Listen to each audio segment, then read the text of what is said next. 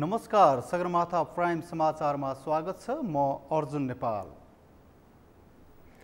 नमस्कार, म पुष्पा श्री कार्की। सगरमाथा प्राइम समाचार सुरु गरौँ अहिलेसम्मका प्रमुख समाचारबाट।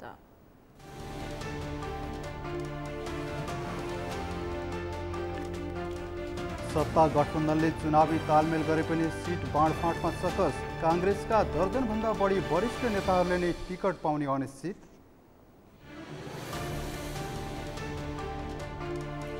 बाढी पहिरो पीडितलाई तत्काल राहत उपलब्ध गराउन सांसदहरूको माग। पेट्रोलियम पदार्थको मूल्य घट्दा पनि मूल्य समायोजन नभएको भन्दै आक्रोश व्यक्त। आगामी मङ्सिर 3 गतेसम्म 18 वर्ष उमेर पुगेका मतदाताले चुनावमा भोट दिन पाउने। भदौ 12 गतेदेखि 19 गतेसम्म मतदाता नामावली अद्यावधिक गरिने। स्विडेन र फिनल्यान्डलाई नेटोमा ल्याउने आदेशमा अमेरिकी राष्ट्रपति बाइडेनको हस्ताक्षर। नेटो गठबन्धनका 7 देशले अझै निर्णय गरेनन्। र पटक पटक स्थगित हुँदै आएको एन्फा कार्यसमितिको बैठक बिहिबार बस्दै छलफल भागबण्डामै केन्द्रित हुने निश्चित।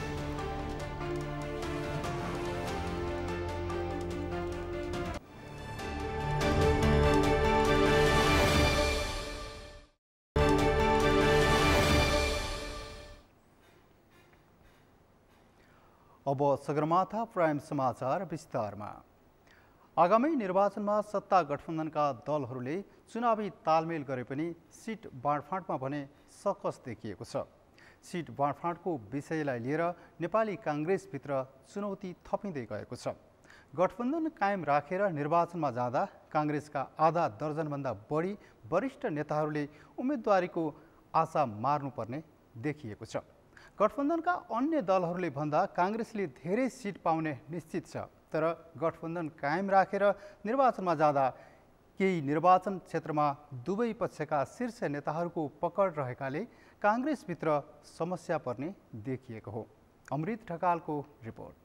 सत्तारूढ दलहरूले आगामी मङ्सिरमा तय गरिएको निर्वाचनमा तालमेल गरेर जाने निर्णय गरेसँगै सिट बाँडफाँडको विषयलाई लिएर नेपाली काङ्ग्रेसमा सकस देखिएको छ। सत्तारूढ दलले सिट बाँडफाँडको मोडालिटी तयार पार्न कार्यदल त बनाएको छ, तर भागवण्ड गर्दा कसरी गर्ने भन्ने विषय नेपाली काङ्ग्रेसभित्रै पेचिलो बन्दै गएको छ। गठबन्धनका दलहरूबीच अघिल्लो निर्वाचनमा जितेका क्षेत्रलाई आफूसँगै राखेर एमाले जितेका क्षेत्रमा मात्रै भागवण्ड गर्ने विषयमा समेत छलफल भएको बालुवाटार स्रोतले जनाएको छ। यदि यसो भयो भने काङ्ग्रेसका आधा दर्जनभन्दा शीर्ष नेताहरूले टिकट नपाउने निश्चित देखिएको छ। उनीहरूले या पार्टीभित्र सङ्घर्ष गर्न पर्छ या त समानुपातिकमा बस्नुपर्ने बाध्यात्मक अवस्था देखिएको छ। नेपाली काङ्ग्रेसले अन्य क्षेत्रमा खासै असर नपरे पनि शीर्ष नेताहरूकै क्षेत्रमा अन्य दलका शीर्ष नेताहरू पनि रहेका कारण समस्या देखिएको हो। अघिल्लो निर्वाचनमा पहिलो पटक पराजित भएका नेपाली काङ्ग्रेसका वरिष्ठ नेता रामचन्द्र पौडेललाई आगामी निर्वाचनमा नेकपा एकीकृत समाजवादीका नेता कृष्ण कुमार श्रेष्ठ तगारो बनेका छन्। मन्त्री समेत भइसकेका नेता श्रेष्ठले रामचन्द्र पौडेललाई सहजै सहयोग गर्ने सम्भावना न्यून छ।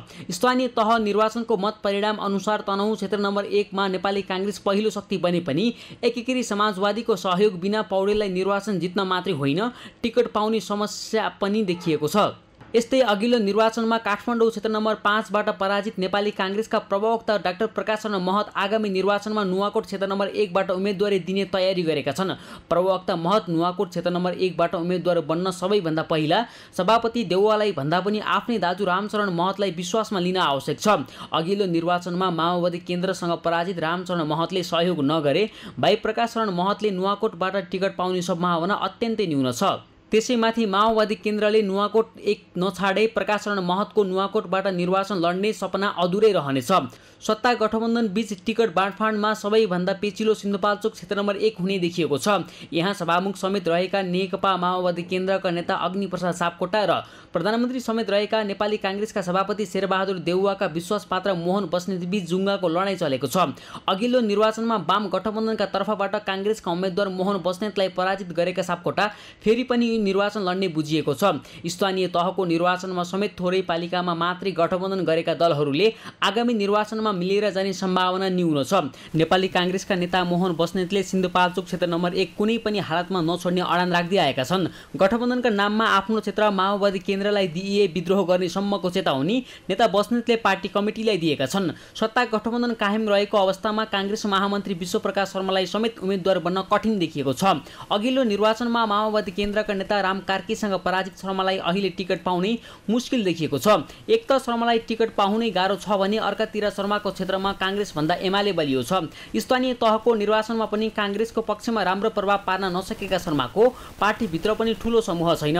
सिट बाँडफाँडको विषय पेचिलो बन्दै गएको अवस्थामा कांग्रेसले कस्तो तयारी गरेको छ त? देशभरि विशेष गरी प्रदेश र संघमा हुने निर्वाचनको सन्दर्भमा कुन दलले कति चाहिँ निर्वाचन क्षेत्रमा दलको तर्फबाट उम्मेदवार दिने भन्ने विषयलाई हृदयङ्गम गर्दै एउटा कार्यदल पनि बनाएर सिटको बाँडफाँडको बारेमा केन्द्रीय नेतृत्वलाई सुझाव दिने भन्ने किसिमको एउटा कार्यदल पनि गठन गरिसकेको अवस्था छ र त्यो कार्यदलले सर्वप्रथम यही श्रावण मसान्तसम्ममा आफ्नो राय अथवा सुझाव केन्द्रीय नेतृत्वलाई दिनेछ।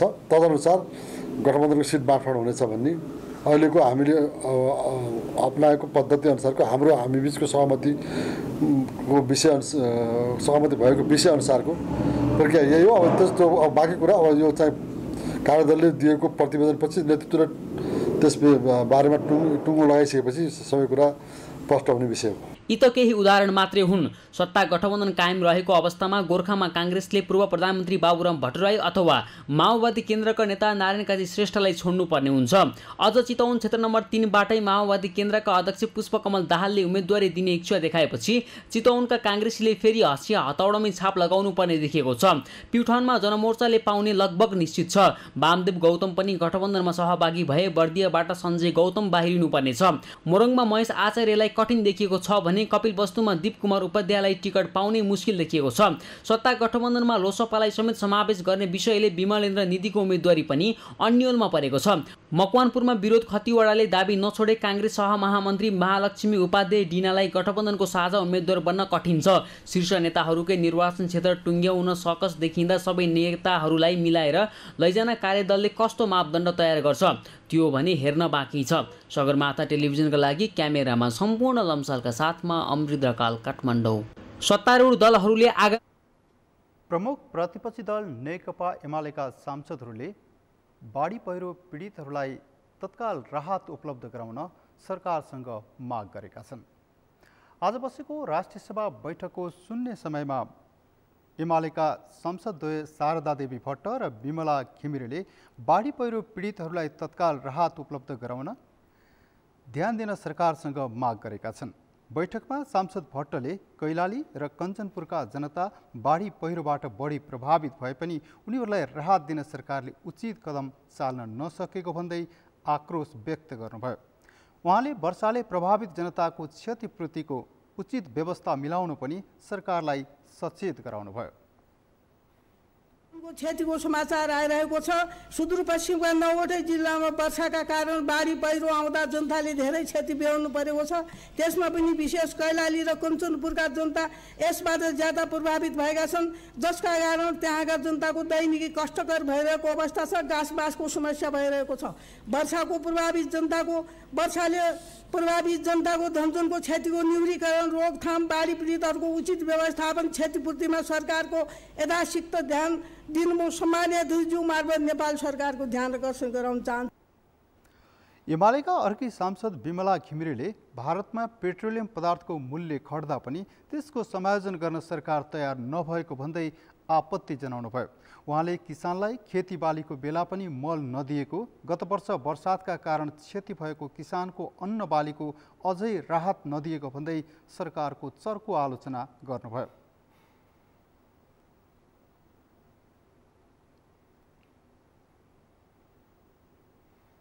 यो सरकार जनताको समस्यामा कुनै लेखाजोखा राख्न सक्छ कि सक्दैन यो जनताले थाहा पाउनै छोडिसके।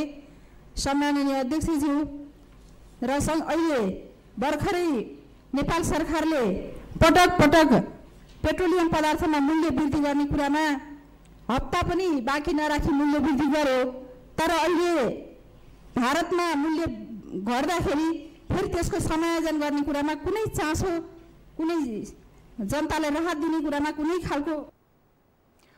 सांसद घिमिरेले सरकारले जनतालाई राहत दिनै नचाहेको आरोप समेत लगाउनुभयो। सत्तारूढ नेपाली कांग्रेसका सांसद जितेन्द्र नारायण देवले सरकारले राम्रो काम गर्दा पनि प्रमुख प्रतिपक्षी दल नेकपा एमाले साथ नदिएको गुनासो गर्नुभएको छ।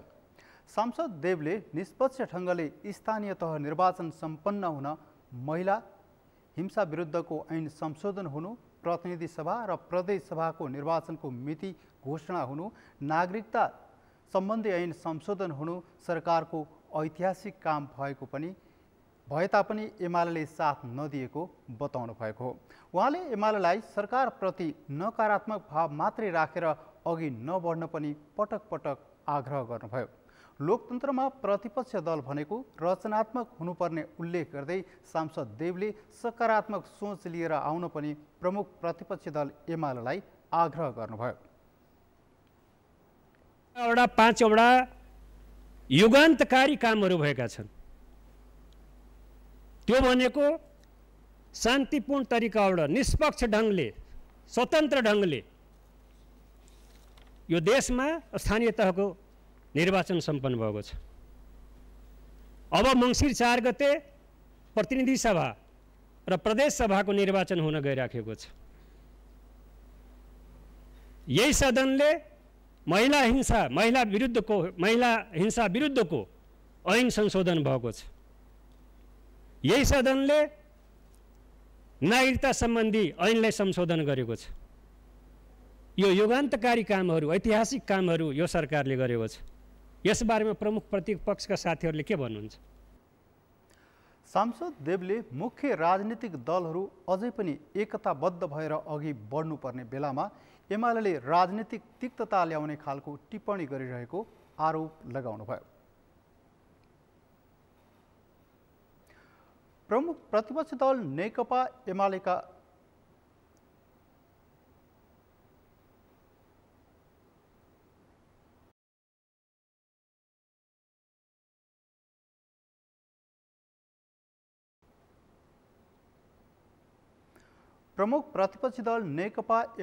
राष्ट्रिय सभा संसदीय दलका नेता खिमलाल भट्टराईले माओवादी केन्द्रका अध्यक्ष पुष्पकमल दाहालले जापान भ्रमणको क्रममा दिएको अभिव्यक्तिले नेपाल राष्ट्र र नेपाली जनताको शिर निहुरिएको टिप्पणी गर्नुभएको छ।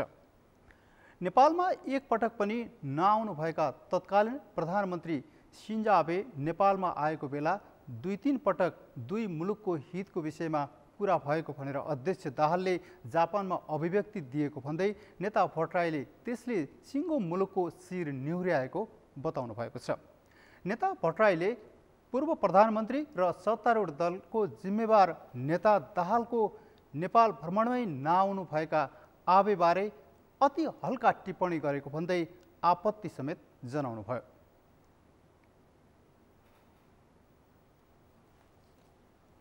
जापानमा अन्तिममा त्यो कार्यक्रम सकेपछि पत्रकार भेटघाटमा भनेको थिएँ राष्ट्रपतिजीले रोक्नुहुन्न भन्ने मलाई लाग्छ र ढिलो नहुनु पर्थ्यो।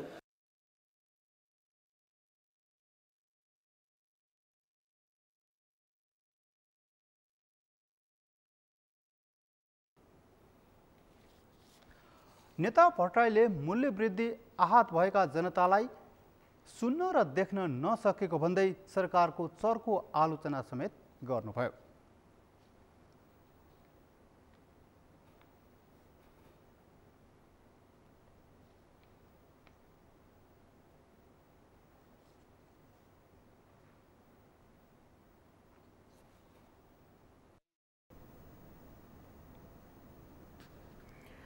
प्रतिनिधि सभाको शून्य समयमा बोल्दै सांसदहरूले विभिन्न समसामयिक विषयमा सरकारको ध्यान आकर्षण गराएका छन्। सांसदहरूले शिक्षा, स्वास्थ्य, बेरोजगारी लगायतका विषयमा सरकारको ध्यान आकर्षण गराएका हुन्। एक रिपोर्ट।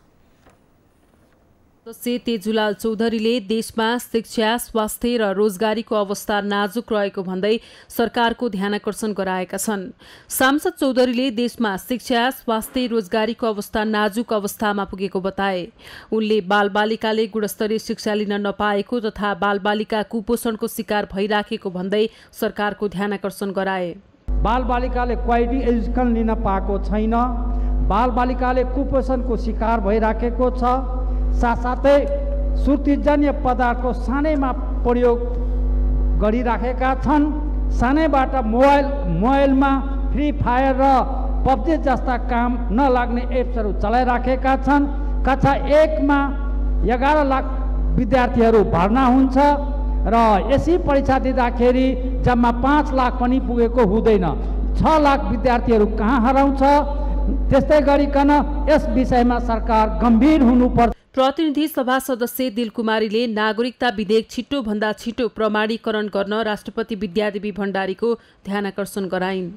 प्रतिनिधि सभा, राष्ट्रिय सभा दुवै सदनबाट नागरिकता विधेयक बहुमतले पास भएको छ। सामान्य राष्ट्रपति महोदयसित मेरो आग्रह छ कि छिटोभन्दा छिटो प्रमाणीकरण गरेर नागरिकता दिने बाटो खुला गरिदिनको लागि सामान्य सभामुख महोदय मार्फत सामान्य राष्ट्रपति महोदयजीलाई ध्यान आकर्षण गराउँदछु। प्रतिनिधि सभा सदस्य दुर्गा बहादुर राउतले जनयुद्ध र जनआन्दोलनका क्रममा घाइते भएका कतिपय व्यक्तिहरू तथा शहीद परिवारले अझै पनि राज्यले दिने भनेको जीवन निर्वाह भत्ता नपाएको बताए। यो जनयुद्ध जनआन्दोलनको क्रममा थुप्रै मान्छेहरू घाइते अपाङ्ग भएका छन्। राज्यको नीतिमा तिनीहरूलाई जीवन निर्वाह भत्ता दिने भनिएको छ, तर कतिपय शहीद परिवारहरू जो राज्यले राहत दिइसक्यो त कतिपय शहीद परिवारहरू त्यो पहुँचमा पुग्न नसक्दा अहिलेसम्म पनि राहत पाउन सकिरहेका छैनन्।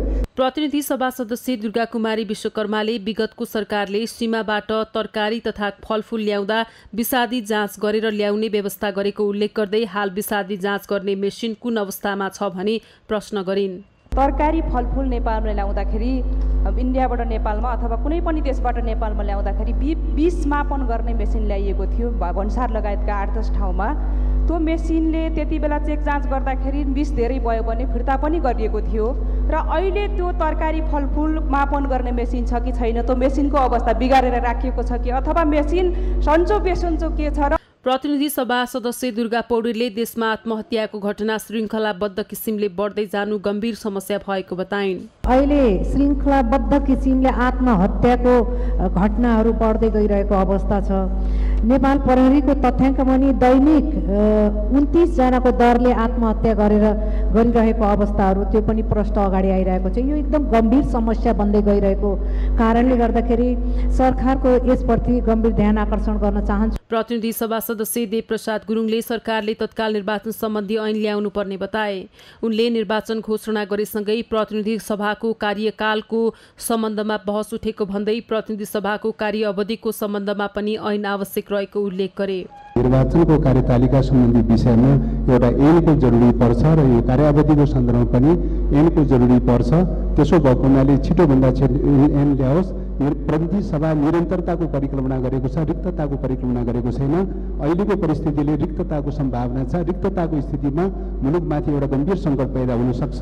त्यस कारणले गर्दा छिटोभन्दा छिटो सरकारले चाहिँ निर्वाचन सम्बन्धी चाहिँ तपाईँको ऐन चाहिँ ल्याओस् भन्ने आग्रह गर्न चाहन्छु। प्रतिनिधि सभा सदस्य नबिना लामाले मनोहरा खोलाको बाढीले सुकुम्बासी बस्ती डुबानमा परेको भन्दै पीडितलाई राहत तथा पुनर्स्थापन गर्न सरकारसँग माग गरिन्। काठमाडौँ स्थित मनोहरा खोला नजिकै सयौं सङ्ख्यामा सुकुम्बासीहरूको बस्ती डुबानमा परेको छ। उहाँहरूको करोडौँको धनजनको क्षति भएको छ।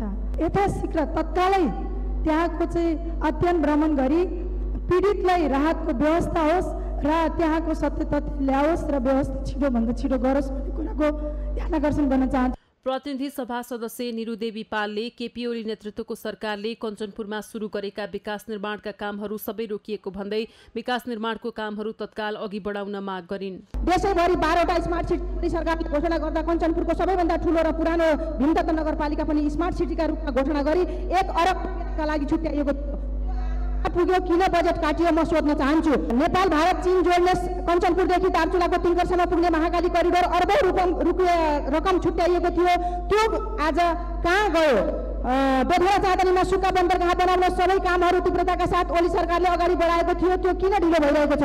एमओयू भइसकेको मजगाउँ विमानस्थलको सेनाले कब्जा गरेको जमिन तुरुन्तै विमानस्थलकै नाममा फिर्ता गरी पुनः सञ्चालन गर्ने काम किन तुरुन्तै अगाडि बढाइएन? यी सबै दीर्घकालीन महत्त्वका योजनाहरू यो वा त्यो कुनै पनि बहानामा नरोकिउन् र तत्काल तीव्रताका साथ काम अगाडि बढाउन सरकारको गम्भीर ध्यानाकर्षण गर्नु। प्रतिनिधि सभा सदस्य पवित्रा निरौला खरेलले सामुदायिक विद्यालयमा कार्यरत बाल शिक्षक र विद्यालय कर्मचारीको तलब वृद्धि गर्न माग गरिन्। यस्तै प्रतिनिधि सभा सदस्य पार्वती कुमारी विसुङ्केले हरुवा चरुवाको पुनर्स्थापनाको प्याकेज घोषणा गर्न माग गरिन्। सगरमाथा समाचारमा अब पालो विश्रामपछि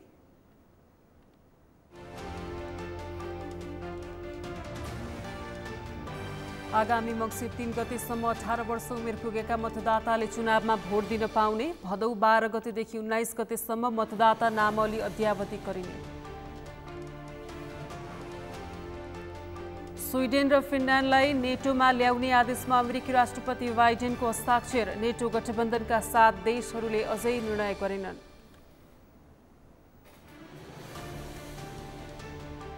र पटक पटक स्थगित हुँदै आएको इन्फा कार्य समितिको बैठक बिहिबार बस्दै छलफल भागभण्डामै केन्द्रित हुने निश्चित।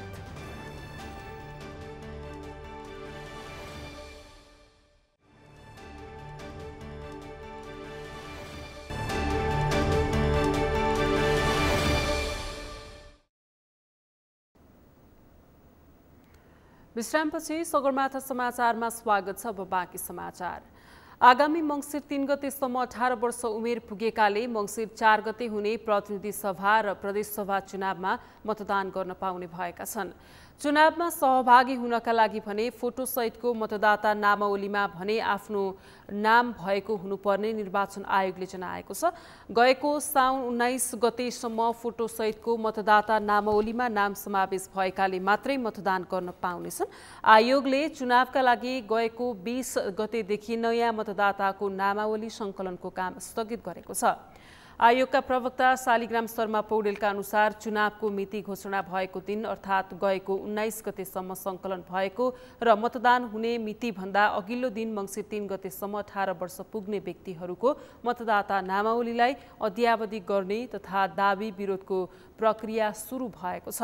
आउँदो भदौ 12 गतेदेखि 19 गतेसम्म निर्वाचन कार्यालयहरूमा मतदाता नामावली अद्यावधिको काम हुनेछ। यो अवधिमा नामावलीमा भएको त्रुटि सच्याउने, कसैले झुटो विवरण दिई नामावलीमा नाम समावेश गरिएको भए त्यसको विरोधमा उजुरी दिने, दोहोरो नामावली र एका घर परिवारका सदस्यको ज्यान गएको भए हटाउन निवेदन दिने लगायतका काम हुनेछन्। नामावली अद्यावधिका लागि इमेल, फ्याक्स तथा अनलाइनबाट समेत निवेदन दिन पाइनेछ। आयोगले मतदाता नामावली अद्यावधिक तथा दाबी विरोधको प्रक्रिया पूरा गरी भदौ 31 गते अन्तिम मतदाता नामावली प्रकाशित गर्ने जनाएको छ।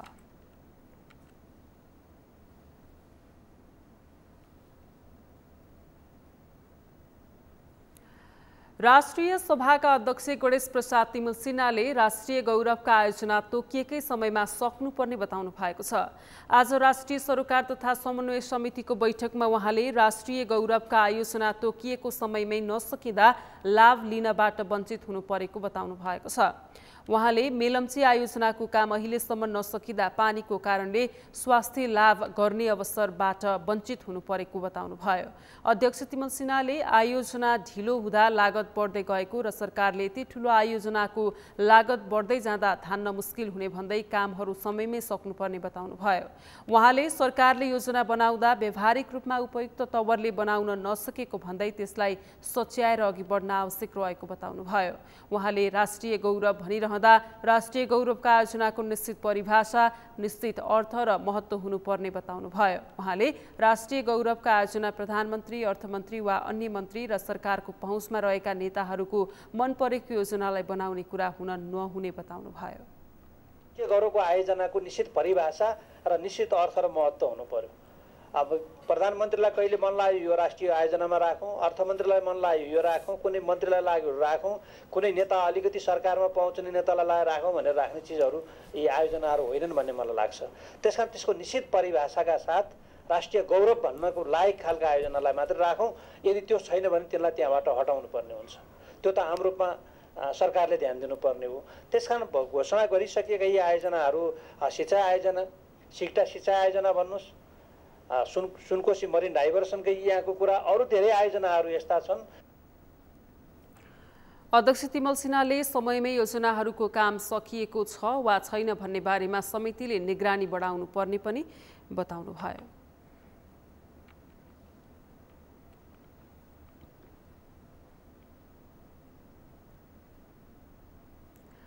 काठमाडौँ उपत्यकामा मंगलबार राति भएको वर्षाका कारण मनोहरा किनारका सुकुम्बासी बस्तीमा बाढी पस्दा त्यहाँका घरहरूमा क्षति पुगेको छ।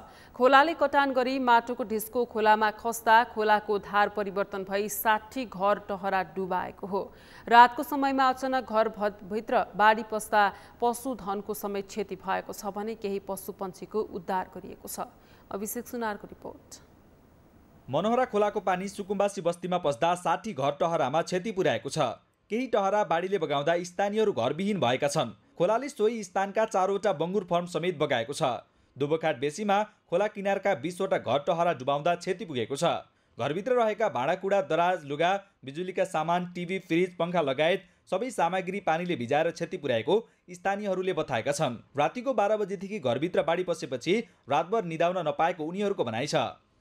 हाम्रो 12 बजेबाट पसेको भित्र र सबै के चाहिँ अब हाम्रो पलङ, दराज, सराज केही पनि हामीले निकाल्न पाएन। ओड्ने ओछ्याउने सबै नै अब चाहिँ भित्र भएको टिभी सिभी सबै के चाहिँ काचाकुचुक सबै पर पानीमा। हामी कहाँ पाउनु सुत्नु, यता उतै लाग्नु पर्यो। यता पनि माथि गएर बसियो। पानी के 3 बजेतिर जब यहाँ अलिकति सामने भयो अनि पसेर फ्याँक्न थालिहाल्नु सबै बेला भएर। अनि त्यसरी फ्याँक्दा अनि अहिले चाहिँ हत्तु अहिले के अरे हिलो त्यति तपाईँ पानी त के तपाईँको यो सबै हिलो भित्र आएको। अब तपाईँको कमसेकम मैले अन्दाज गरेको 1 टिप माटो चाहिँ भित्र छ। डुबानमा परेपछि दिव्येश्वरी प्लानिङ स्थित बङ्गुर फर्मबाट 500 हाँस, 200 बङ्गुर र 2वटा गाईलाई सुरक्षित ठाउँमा सारिएको छ। रातिको समयमा अचानक सुकुम्बासीमा बाढी पसेपछि उद्धारका लागि कोही नआएको स्थानीयहरूको गुनासो छ। बस्तीमा बाढी बढेपछि रातभर अग्लो ठाउँमा आश्रय लिएर बसेपछि बिहान मात्र उद्धारका लागि प्रहरी टोली आएको स्थानीयको भनाइ छ। राति उद्धार टोली कोही पनि आएन। बिहान भएपछि पुलिसलाई पनि फोन गरेकोले के गरे, तर बिहानखेरि मात्रै आइपुगेको थियो सशस्त्र प्रहरीहरू, पुलिसहरू। आफ्नो सुरक्षा अब हामीले आफ्नो सामान जोगाउनतिर लाग्यो, जोगाउनै सकेन र पनि सबै गयो। अब सुरक्षा त्योभन्दा ठुलो अलिकति त्योभन्दा बढी आएको थियो भने त यहाँ धेरै नै क्षति हुन्थ्यो, घरै जान्थ्यो नै। हामीलाई त त्यो लागिसक्यो, यहीँ तर्न सक्दैन थियो हामी, यति थियो यहाँ पानी भित्र। अहिले पनि हाम्रो भित्र छिरेर हेर्नुभयो भने चाहिँ भित्र सबै चाहिँ केही छैन सामान। राति 81 आयो कि हामी त अतालियो, के गर्ने कसो गर्ने होइन। के भन्छ कुखुराहरू खोरमै थियो, तिनीहरू पनि हामी त्यति भाँसिँदै निकाल्यो। अलि समस्या छ, घरभित्र पसेको छ सबैले। अहिले यो हाम्रो टोलतिर सफा गर्दै हुनुहुन्छ, कसैले गरिसक्नुभयो होला। काँडागारीमा रहेको प्रहरी प्रभागमा डुबान परेको छ भने दिव्येश्वरी प्लानिङ क्षेत्रमा डुबान हुँदा कुखुरा फर्ममा समेत क्षति पुगेको छ। यो क्षेत्रमा वर्षेनी यस्ता समस्याहरू आउने गर्दछ। यसको दीर्घकालीन समाधानमा सरकारले चासो नदिने र प्रभावकारी कार्ययोजना नबनाउँदा वर्षेनी यो समस्या खेप्नु परेको स्थानीयले गुनासो गरेका छन्। चासो त केही पनि छैन सर। अब अहिले हामीले त कति गुनासो गर्ने होइन, त्यस्तो गुनासो गर्ने बाटो त अब कति छन्। कतिचोटि बाढी आइसक्यो यसरी, अहिले मात्रै होइन कतिचोटि बाढी आइसक्यो, खै अहिलेसम्म केही सुविधा पायौँ भनेर कसैले भन्नुभएको छैन होइन। अब बाटो बनाएको छ, वाल उठाएको छ, वालभन्दा पनि नागेर पनि गएको छ, वाल पनि फुटाइदिएको छ। अब त्यो अहिलेसम्म नगरेर होला, त्यही भएर गुनासो गर्न पनि छोडिसक्नुभयो कि। अब उद्धार हुने त्यही राति चाहिँ आएर एकचोटि उद्धार चाहिँ गरिदिनु भयो। त्यस पछाडि चाहिँ देखिएन केही पनि। वर्षेनी आउने डुबानको समस्या समाधानमा सरकारी निकायले चासो नदिँदा सुकुम्बासीहरूले शास्ति खेप्नु परेको छ। जोखिमयुक्त स्थानमा बसेका यी सुकुम्बासीहरूले पटक पटक सरकार गुहार्दा समेत दीर्घकालीन समस्या समाधानमा सरकारी निकायले चासो नदिनु लज्जाको विषय भनेको छ। सगरमाथा टेलिभिजनका लागि क्यामेरामा प्रताप लामाका साथ अभिषेक सुनार, काठमाडौँ। भक्तपुरको मनोहरा खोलाको पानी सुकुम्बासी बस्तीमा पस्दा 60 घरमा क्षति पुगेको छ। बस्तीमा बाढी पस्दा पशुधनमा समेत क्षति पुगेको छ। यो अहिलेको समस्या भने होइन। वर्षायामको समयमा यहाँको बस्तीमा सधैँ बाढी पस्ने र क्षति पुर्याउने गर्छ। यसै सन्दर्भमा आज हामीले सगरमाथा जनबोलीमा सर्वसाधारणलाई सोधेका थियौँ। खोला पसेर वर्षेनी क्षति हुँदा पनि समाधानको उपाय नअपनाउनुलाई के भन्नुहुन्छ? हेरौँ उनीहरूको भनाइ उनीहरूकै शैलीमा।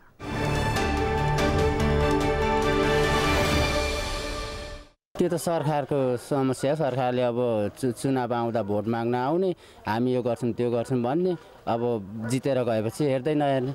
अब पीडित त हामी नै हो। हामीलाई वर्षौँ यसरी बाढीले उ गरिरहेको छ होइन।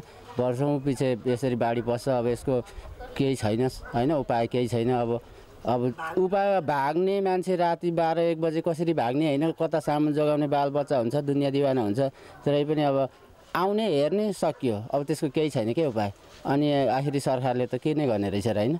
आखिर भोट आउँदाखेरि भोट माग्ने, जितेर गएपछि हामीलाई वास्तै नगर्ने। अनि हामी चाहिँ जहिले पनि तलको तलै के। अब योलाई चाहिँ के भन्छ भने अब यो एरियामा चाहिँ एकदम धेरै यस्तो समस्याहरू चाहिँ आइराख्दो रहेछ वर्षौनी। हामी पनि यहाँ फर्स्ट टाइम हो। अब मैले पनि फर्स्ट टाइम देखेको, म पनि धेरै आत्तिएँ नै। यो देख्दाखेरि चाहिँ अब के हो भनेर चाहिँ अब हामी चाहिँ के भन्न चाहन्छु भने चाहिँ यसलाई चाहिँ एकचोटि नियन्त्रणको लागि चाहिँ एकचोटि हजुरहरू आएर, माथिको मान्छेहरू आएर यसो हेरिदिनु पऱ्यो। यो ठाउँको मान्छेलाई सहयोग सेवा सुविधाहरू पुऱ्याइदिनु पऱ्यो भन्न चाहन्छु। हामीलाई त अब त्यो माथिदेखि जुन पस्ने मुख्य माथिको द्वार छ, माथिदेखि नै अब तटबन्धन लगाएर अब माथि जसरी प्लानिङ गरेछ त्यो स्विजरल्यान्ड चौरमा त्यस्तै नै प्लानिङ गर्दै लिएर आयो भने मात्र जोगेन, नभए जोगिन गाह्रो छ हाम्रो।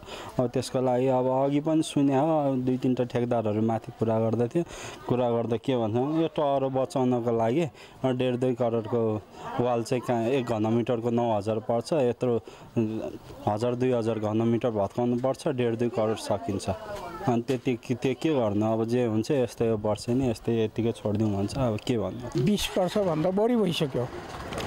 कुनै पार्टीले पनि जब उनीहरूको चुनावको बेला आउँछ त्यति बेला हजुर हजुर हजुर भन्दै यहाँ भोट माग्नको निम्ति भन्छ म यस्तो गर्छु उस्तो गर्छु। अब अस्तिको स्थानीय चुनावमा हामी यस्तो गर्छु उस्तो गर्छु भन्छ होइन। अनि चुनाव भएपछि उनीहरू जितेर आइसकेपछि अहिले के भन्छ, एउटा निवेदन पनि उनीहरूले स्वीकार्दैन है। कुनै कुरा पनि उनीहरूले भोटको लागि मात्रै त्यति गर्छ। कुनै सरकारले पनि हामीलाई हेरेको छैन अहिलेसम्म होइन। एउटै पार्टीलाई मात्रै हामी किन दोष दिने? कुनै पार्टी, माओवादी, एमाले अनि नेपाली काङ्ग्रेस, राप्रपा, कुनै पनि हामीलाई हेरेको छैन।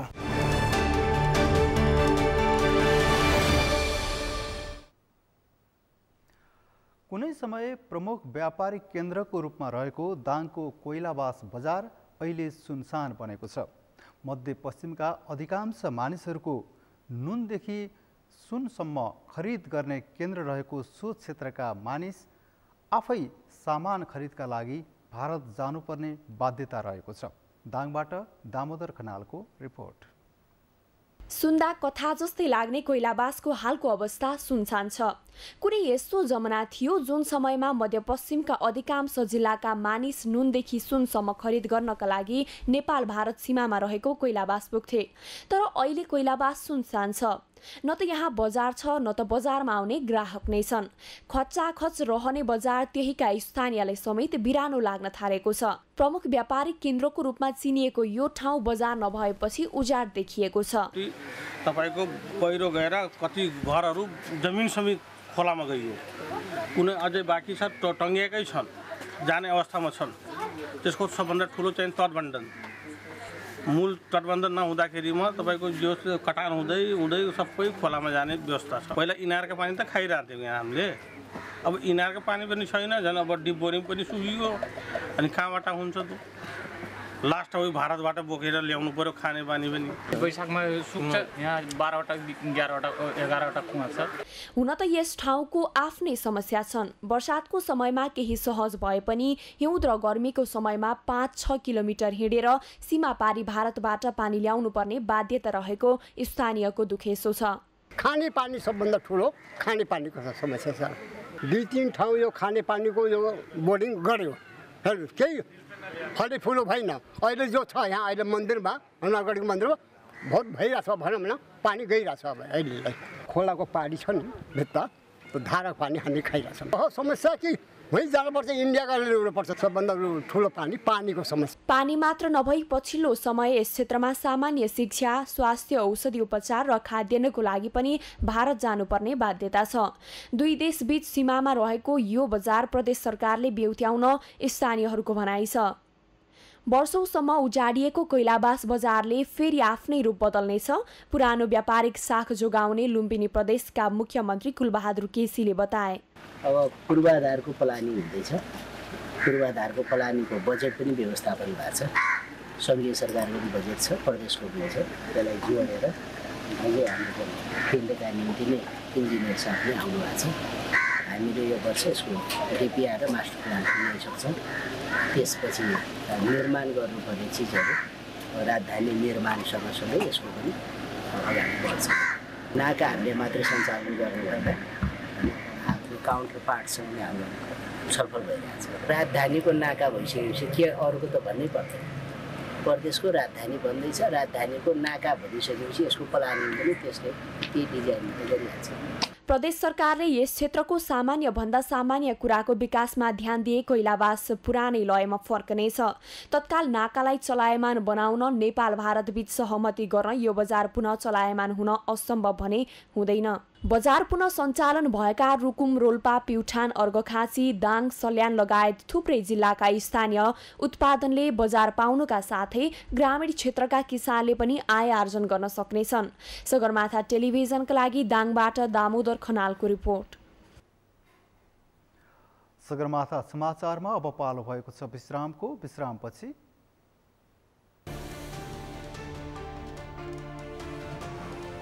स्विडेन र फिनल्यान्डलाई नाटोमा ल्याउने आदेशमा अमेरिकी राष्ट्रपति बाइडेनको हस्ताक्षर नाटो गठबन्धनका 7 देशले अझै निर्णय गरेनन्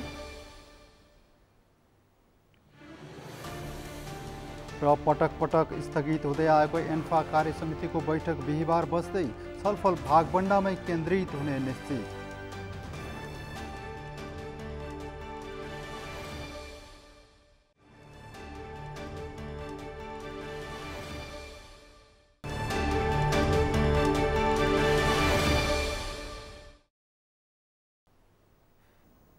सगरमाथा समाचारमा अब पालो अर्थ समाचारको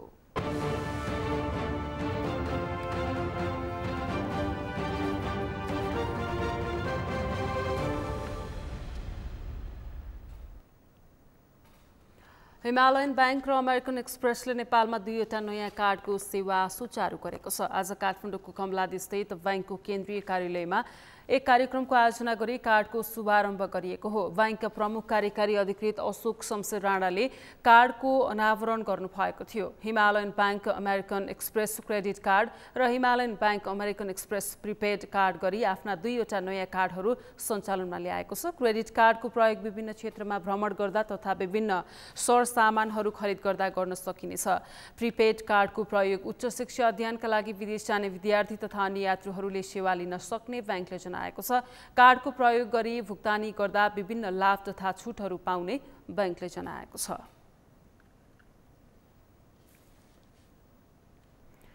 खेल समाचारसँगै हामी सगरमाथा समाचारको अन्त्यमा छौं अन्त्यमा मुख्य समाचार फेरि एकपटक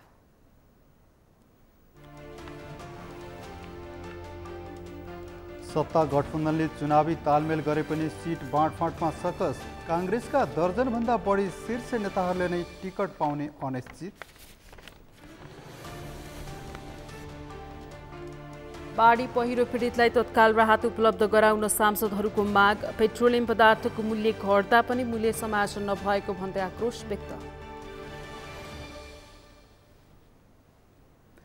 आगामी मङ्सिर 3 गतेसम्म 18 वर्ष उमेर पुगेका मतदाताले चुनावमा भोट दिन पाउने भाद्र 12 देखि 19 गतेसम्म मतदाता नामावली अद्यावधिक गरिने स्विडेन र फिनल्यान्डलाई नेटोमा ल्याउने आदेशमा अमेरिकी राष्ट्रपति बाइडेनको हस्ताक्षर नेटो गठबन्धनका 7 देशले अझै निर्णय गरेनन्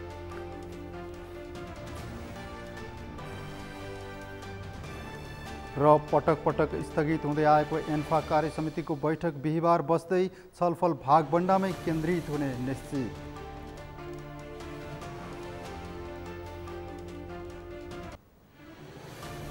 हवस् त सगरमाथा समाचार अहिलेलाई सकियो। तपाईँ समाचार बुलेटिनका साथै सगरमाथा टेलिभिजनका सम्पूर्ण कार्यक्रम www.sagarmatha.tv मा पनि पढ्न र हेर्न सक्नुहुनेछ। साथै युट्युबमा youtube.com/sagarmatha TV नेपालमा हेर्न सक्नुहुनेछ। तपाईँ हामीलाई फेसबुकमा पनि facebook.com/stv नेपालमा फलो गर्न सक्नुहुनेछ। समाचारको शिखर नेपालको गौरव नेपालको पहिलो न्युज च्यानल सगरमाथा टेलिभिजन हेर्दै गर्नुहोला। नमस्कार।